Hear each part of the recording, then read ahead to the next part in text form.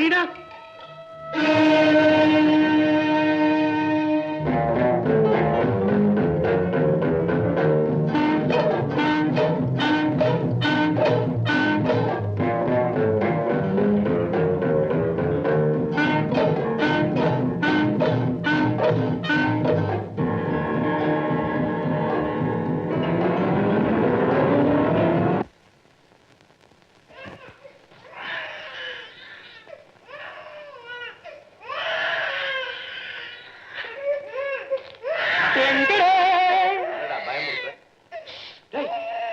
குழந்தை அந்த பணக்கார ஜம்புவோட குழந்தை எதுக்காக தூக்கிட்டு வந்த? நம்மளை போட்டு இருக்கணும்னே அந்த பயலோட இருமாப்ப அடக்கணுங்கிறதுக்காக அவன் குழந்தை தூக்கிட்டு வந்துட்டேன். பாவி பாவியானா? அது மாத்திரமல்ல, கூடவே ஒரு மிரட்டல் காகிதத்தை எழுதி வச்சுட்டு வந்திருக்கிறேன். டேய் ஜம்பு, உன்னுடைய குழந்தையை நீ மறுபடியும் உயிரோட பார்க்கணும்னா நாளைக்கு ராத்திரி 8 மணிக்குள்ள ரூபாய் 2 லட்சத்தை பெட்டியில வச்சு பிள்ளையார் கோயில வச்சுட்டு நீ தூர போயிடு. அப்படி பணம் கரெக்டா உன்னால முடியல, நாங்க சொல்ற பொண்ணு கால நீ விடறதுக்கு தயாரா இருக்கணும் ஒரு உத்தரவாத சீட்டு எழுதி வச்சுட்டு போன்னு சொல்லியிருக்கிறேன். சண்டாளா, அவரை காலில் உள்ள வைக்கிறதுக்காக குழந்தைய தூக்கிட்டு வந்திருக்கேடா. இது கிரிமினல் கேஸ் வரைக்கும் போகுதா? போட்டு வேடா.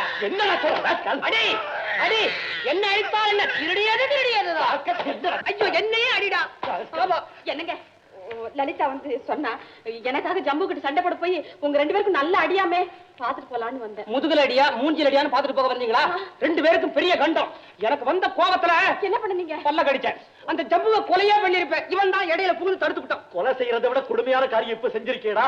ரத்னா, அந்த ஜம்பு காலில் விழுந்து மன்னிப்பு கேட்க வைக்கணுமா? அதுக்காக அவன் குழந்தைய திருடிக்கிட்டோம். ஐயோ ரத்னா, அந்த ஆணவம் பிடிச்ச ஜம்புவை அடிபணி வைக்க வேண்டும் என்று தீர்மானித்தேன். அதற்கு என் பலத்தை நம்பி பிரயோஜனம் இல்லை என்று என் அறிவை பயன்படுத்தினேன். எப்படி? என்னடா டைலாக் பேசுறியா? ஏண்டா முன்னால டைலாக் பேசக்கூடாதா?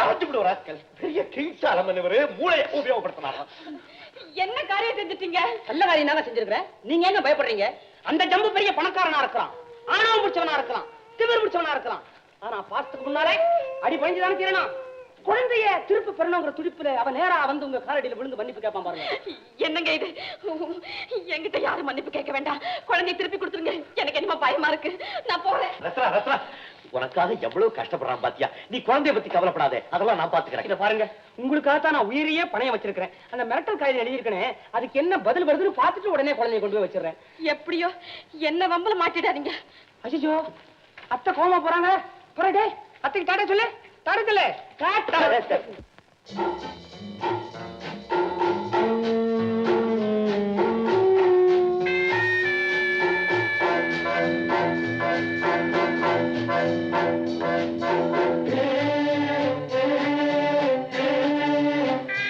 என்னடா ஒருத்தன் நீ காணோம்? வருவான்டா. அவனுக்கு என்ன நெருக்கடியோ? 2 லட்சம் கேட்டிருக்கிறேன். பெரட்ட முடியல போல் இருக்கு. பெரட்டிட்டு வருவான்.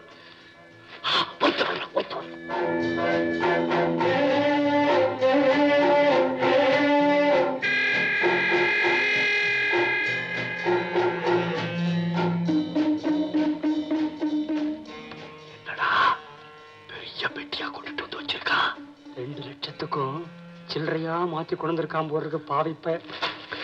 இதை எப்ப எண்ணி எப்படா முடிக்கிறது?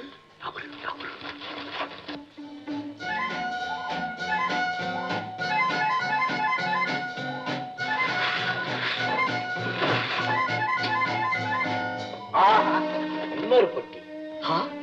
பெட்டிக்குள் பெட்டி. பெரிய தொகை நோட்டா வச்சிருப்பான். பார்த்து துறை, நான் யாரும் பார்க்காம பாத்துக்கிறேன். செக்கு, சீட்டு, லெட்டர். குழந்தையை திருடியவர்களே, குழந்தையை திருப்பி தர வேண்டும் என்றால் ரூபாய் 2 லட்சம் தர வேண்டும், அல்லது நீங்கள் சொல்லும் நபரிடம் மன்னிப்பு கேட்க உத்தரவாதம் அளிக்க வேண்டும் என்றும் குறிப்பிட்டிருந்தீர்கள். இந்த குழந்தை பிறந்தது முதல் எங்கள் வியாபாரத்தில் நஷ்டம், எங்கள் எல்லா முயற்சியிலும் தோல்வி. இதை நாங்களே எப்படி அழிப்பது என்று நினைத்துக் கொண்டிருக்கும் நேரத்தில் தயகூர்ந்து நீங்கள் எடுத்துச் சென்றிருக்கிறீர்கள். இந்த குழந்தைக்கு வரவிருக்கும் ஆபத்து தடுக்கப்பட வேண்டும் என்றாலும், நீங்கள் குழந்தையை திருடிய குற்றம் போலீசுக்கு சொல்லப்படாமல் இருக்க வேண்டும் என்றாலும், அதிர்ஷ்டமில்லாத இந்த குழந்தையை தயவு செய்து எங்களிடம் திருப்பி கொண்டு வந்து விட வேண்டாம். சந்திரா, பாத்தியா இந்த பணக்காரங்க அதிர்ஷ்டத்தை காரணம் காட்டி சொந்த குழந்தையை வெறுக்கிறாங்க. ஒண்ணு பண்ணலாமா? குழந்தைய திருப்பி கொடுத்துருவோம். வேண்டாம், அந்த அந்த சண்டாள பயலுங்க குழந்தைய கொண்டாலும் கொண்டு விடுவாங்க. கொஞ்ச நாளைக்கு குழந்தை நம்மகிட்டே இருக்கட்டும், அப்புறம் யோசனை பண்ணலாம். தூக்கு சண்டாள பசங்க ஒட்டியே தூக்க வச்சு பாருங்க. இதுக்கு பிள்ளையார் கோயிலுக்கு வந்திருக்க வேண்டியதில்லை, ரயில்வே பிளாட்பாரத்துக்கே போயிட்டு இருக்கலாம். மதனா சீட்டு வச்சுதான் வச்சாருங்க. குழந்தைக்கு என்ன ஆகாரம்னு எழுதாம போயிட்டாங்க. அந்த குழந்தை என்னென்னத்தை திங்குமோ, பால் பணியார கேட்குமோ, வெட்டாதி சாப்பிடுமோ, பிரியாணியே கேட்குமோ.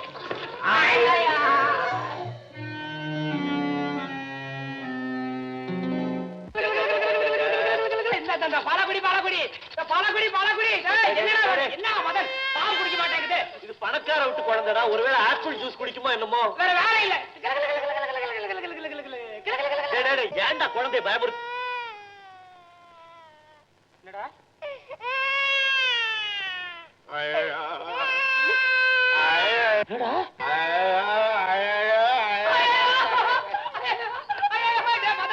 உண்மையிலேயே உனக்கு கல்யாணத்துக்கு வேலை வந்துருச்சு.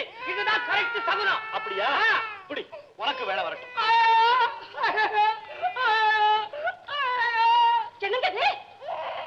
இன்னுமா இந்த குழந்தை எங்கேயே வச்சுக்கிட்டு இருக்கீங்க? அதானே, அதை கொண்டு போய் அவங்க வீட்டுல கொடுத்துட்டு வந்துட கூடாது. கிரிமினல் கோர்ட்டை பார்க்கணும்னு இப்படி ஒரு ஆசையா? மரியாதையா குழந்தைய கொண்டு போய் கொடுத்து வந்துருங்க. நான் ஒரு புத்தி இல்லாதவ, உங்ககிட்ட போய் அந்த சம்பவம் என் கால வேணும்னு சொல்லுவேனா? உன்னை அவமானப்படுத்துறத நான் பார்த்துட்டு இருக்கிறதா? கிரிமினல் கோர்ட் என்ன தூக்கு மேடைக்கே நான் போக தயார். ஏன்டா அலட்டிக்கிற? இவர் பெரிய பகத்சிங் தூக்கு மேடைக்கே போறாராம். ரத்னா, நாங்க குழந்தைய கொண்டுட்டு போய் விட்டுலான்னு தான் நினைச்சோம். அதுக்குள்ள இந்த சீட்டு வந்துருச்சே. சீட்டா? குழந்தையை திருடியவர்களே,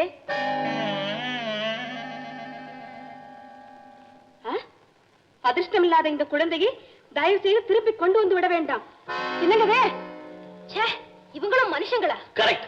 குழந்தைக்கு ஏதாவது ஆபத்து வந்துருமோன்னு நினைச்சுதான் நானே வச்சு வளர்த்துக்கிட்டு இருக்கேன். இப்போ இதோ பாருங்க, நம்ம கல்யாணத்துக்குள்ளேயாவது இந்த குழந்தைய வேற யார் பொறுப்புலையாவது விட்டுடுங்க. இல்லன்னா நல்லா இல்ல.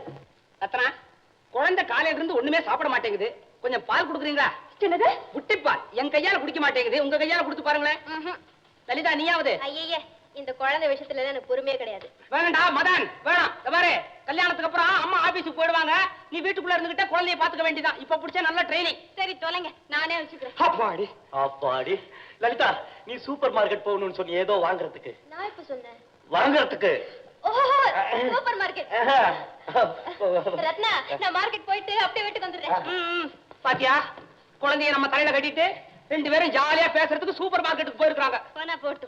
ஆமா, இவளுக்கு என்ன பேரு? இவ இல்ல, இவன்.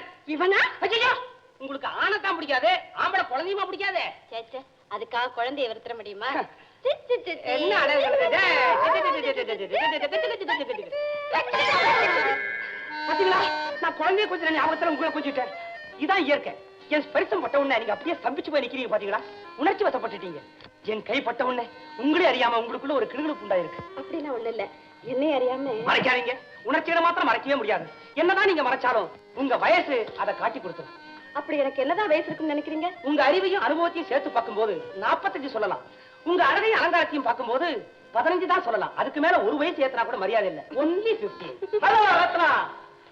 ஐயோ, என்ன இது உன் கையில குழந்தை? நீ வேற கற்பனை பண்ணாதடா. இந்த குழந்தை என்னது இல்ல, இவரது. அது எப்படி அவதா இருக்க முடியும்?